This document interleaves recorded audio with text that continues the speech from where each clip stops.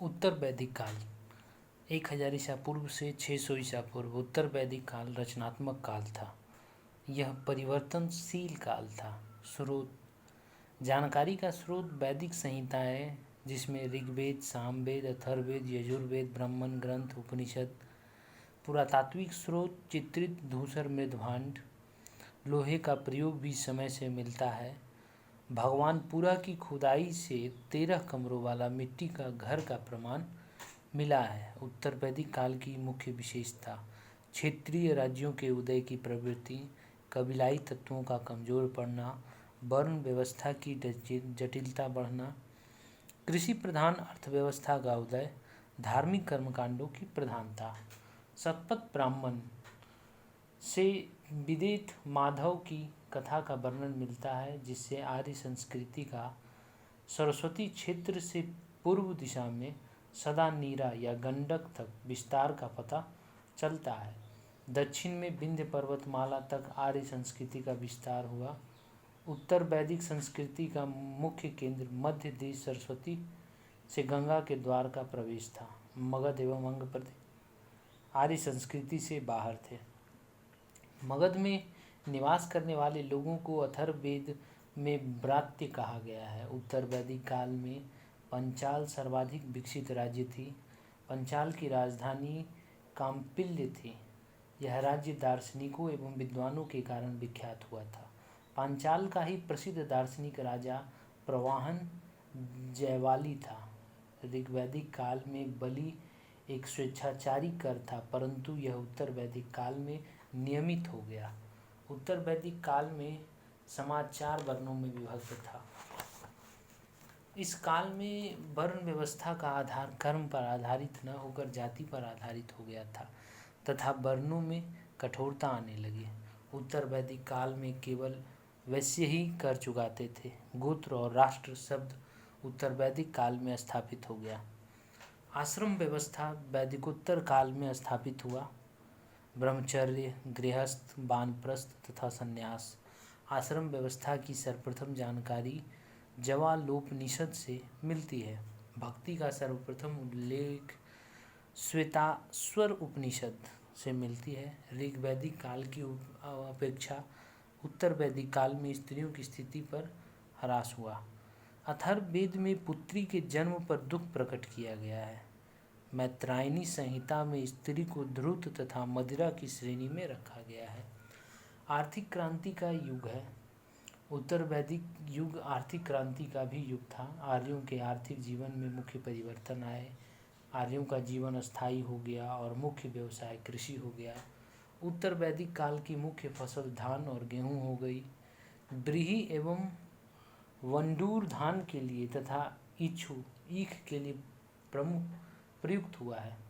उत्तर वैदिक काल के लोग 4 प्रकार के बर्तन से परिचित थे: काले व लाल मृदभांड, काले रंग का मृदभांड, चित्रित धूसर मृदभांड और लाल मृदभांड।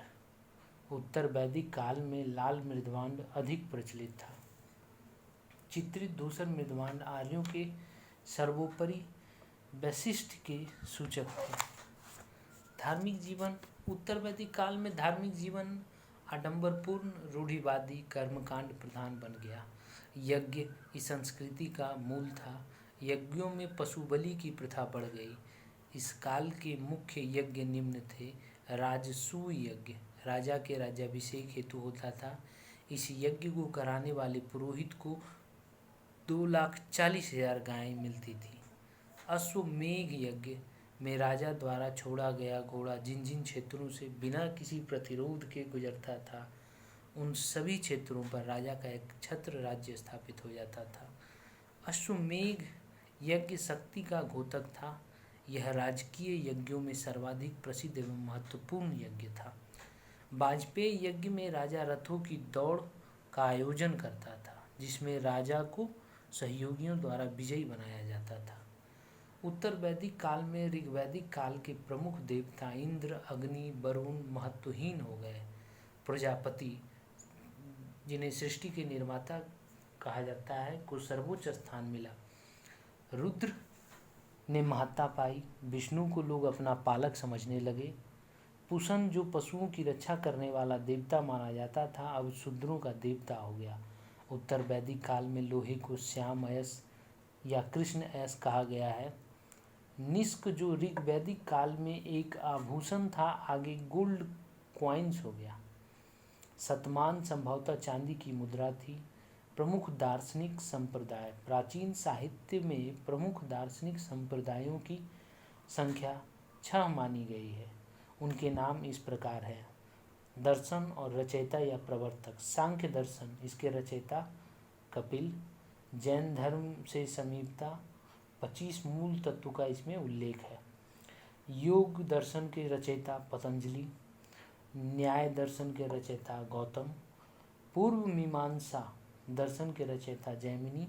उत्तर मीमांसा के रचयिता बदरायन और वैदेशिक दर्शन के रचयिता कनाद या उलुक। धर्म सुधार आंदोलन 6ठी शताब्दी ईसा पूर्व में गंगा घाटी में जहाँ एक तरफ साम्राज्यवाद का उदय हो रहा था, एक विशाल सुसंगठित साम्राज्य की नींव डाली जा रही थी, ठीक उसी समय अनेक नए धार्मिक संप्रदायों का उदय हो रहा था।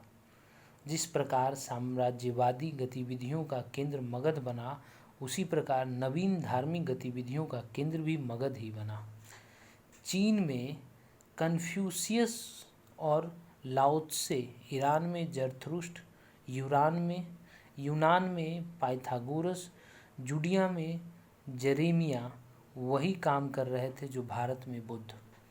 उपनिषदों में क्रांतिकारी उपदेशों एवं विवेचनशील धार्मिक नेताओं के अभ्युदय ने इस आंदोलन को आरंभ कर दिया। उपनिषद में कहा गया है कि यज्ञ वह नौका नहीं है जिससे भवसागर पार किया जा सके। धार्मिक आंदोलन के उपदेश के कारण धार्मिक जीवन के प्रति असंतोष, नवीन धार्मिक विचारधारा का उदय, नई अर्थव्यवस्था का प्रभाव, धर्म सुधार आंदोलनों का सुधारवादी स्वरूप था। बौद्ध ग्रंथों में धार्मिक आंदोलनों की संख्या 62 थी तथा जैन ग्रंथों में इसकी संख्या 368 बताई गई है। उत्तर वैदिक काल यहाँ समाप्त होता है। अब अगली वीडियो में हम जैन धर्म के बारे में बातें करेंगे। प्यारे मित्रों, आपसे अनुरोध है कि इस चैनल को सब्सक्राइब करें, लाइक करें और ज़्यादा से ज़्यादा लोगों में शेयर करें ताकि बहुत से विद्यार्थियों को इस ऑडियो क्लिप का फ़ायदा हो। धन्यवाद।